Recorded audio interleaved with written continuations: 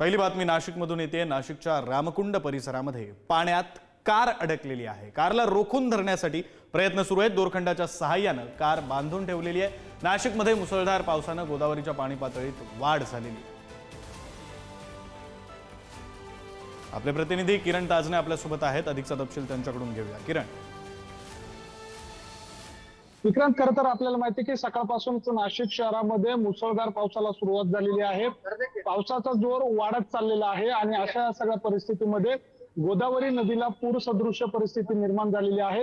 गोदावरी नदी दुथडी भरून वाहते, पाण्याची पातळी देखील वाढलेली आहे आणि अशा सगळ्या परिस्थितीमध्ये जर बघितलं तर या ठिकाणी ही जी आपण कार दृश्यांमध्ये जर बघितली तर ही या ठिकाणी पाण्यामध्ये अडकलेली आहे आणि एकूणच या कारला दोरखंडाच्या साहाय्याने या ठिकाणी रोखून धरण्यामध्ये नाशिककरांना, ग्रामस्थांना या ठिकाणी यश आलेलं आहे।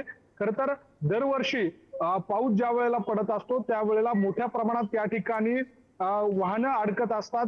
वारंवार पावसाळ्यामध्ये प्रशासनाच्या माध्यमातून सूचना दिल्या जातात, मात्र तरी देखील त्यामध्ये अनेकदा नागरिकांकडनं कार या ठिकाणी पाण्यामध्ये अडकल्याचं दिसून येतं। खर तर अनेक नागरिक ज्या वेळेला नाशिकमध्ये खरेदी करण्यासाठी येत असतात त्यावेळेला या रामकुंड परिसरामध्ये वाहनं आपली पार्क करून खर तर भांडी बाजार असेल, त्यासोबतच सराफ बाजार असेल आणि इकडे दही पूल परिसरामध्ये खरेदीसाठी जात असतात आणि अशा वेळेला जर पाण्याची पातळी वाढली तर त्यावेळेला मोठ्या प्रमाणात कार अडकतात आणि या पावसात देखील आजच्या दिवशी ज्या पद्धतीने पावसाचा जोर वाढलाय, अचानक गोदावरी नदीची पाणी पातळी वाढली आणि त्या सगळ्या पार्श्वभूमीवर ही कार अडकलेली आहे। काही या ठिकाणी तरुणांनी या ठिकाणी दोरखंडाच्या साहाय्याने या ठिकाणी ही कार या ठिकाणी रोखून धरण्यामध्ये त्यांना यश आलेलं आहे। एकूणच जर आता सध्याच्या घडीला जर बघितलं तर कारमध्ये या ठिकाणी पाणी शिरण्यास सुरुवात झालेली आहे। कारचं जे आतमधला भाग आहे त्यामध्ये असणाऱ्या ज्या गोष्टी आहेत त्या देखील या ठिकाणी तरंगताना दिसून येत आहेत। अशी ही एकूण कारची स्थिती आहे। ज्या पद्धतीनं या कारचे दृश्य आपण बघू शकतो की त्यामध्ये कार हळूहळू खाली जाताना आपल्याला दिसते।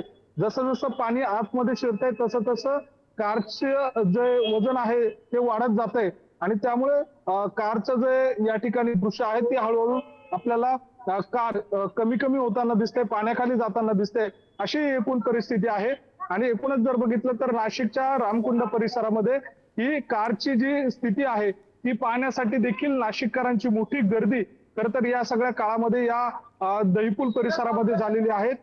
या ठिकाणी आपण जर दृश्यांमध्ये बघितलं तर या संपूर्ण परिसरामध्ये जे असणारे जे तरुण आहेत त्या तरुणांनी या ठिकाणी ही कार या ठिकाणी दोरखंडाच्या सहाय्याने रोखून धरलेली होती। दृश्यांमध्ये आपण बघत असलेला हा जो तरुण आहे या तरुणानं या ठिकाणी ही जी दोरखंड आहे ती या ठिकाणी बांधण्याचं काम केलेलं होतं। एकूणच ही संपूर्ण परिस्थिती जर बघितली तर या संपूर्ण नाशिकच्या गोदावरी नदीचं हे दृश्य आहे। मोठ्या प्रमाणात पाऊस झाल्यामुळे या ठिकाणी आपण जर बघितलं तर या तरुणाकडनं पुन्हा एकदा या ठिकाणी उडी मारण्यात आलेली आहे। झेपावण्याचा प्रयत्न खरं तर या सगळ्या दरम्यान होतोय आणि आपण थेट दृश्य बघतोय की हा तरुण पुन्हा एकदा त्या गाडीकडे गेलेला आहे आणि त्या दोरखंडाला त्यांनी पकडण्याचा प्रयत्न केला होता, मात्र तो प्रयत्न त्याचा त्या ठिकाणी अयशस्वी झाला। तो पुन्हा एकदा पुढे वाहून गेलेला आहे। अशी एकूण स्थिती जर बघितली तर कारला या ठिकाणी रोखण्यात यश जरी आलं असलं तरी कारचं या निमित्तानं मोठं नुकसान या दरम्यान होणार आहे। विक्रांत, बरं, धन्यवाद किरण दिलेल्या या सगळ्या तपशिलांसाठी।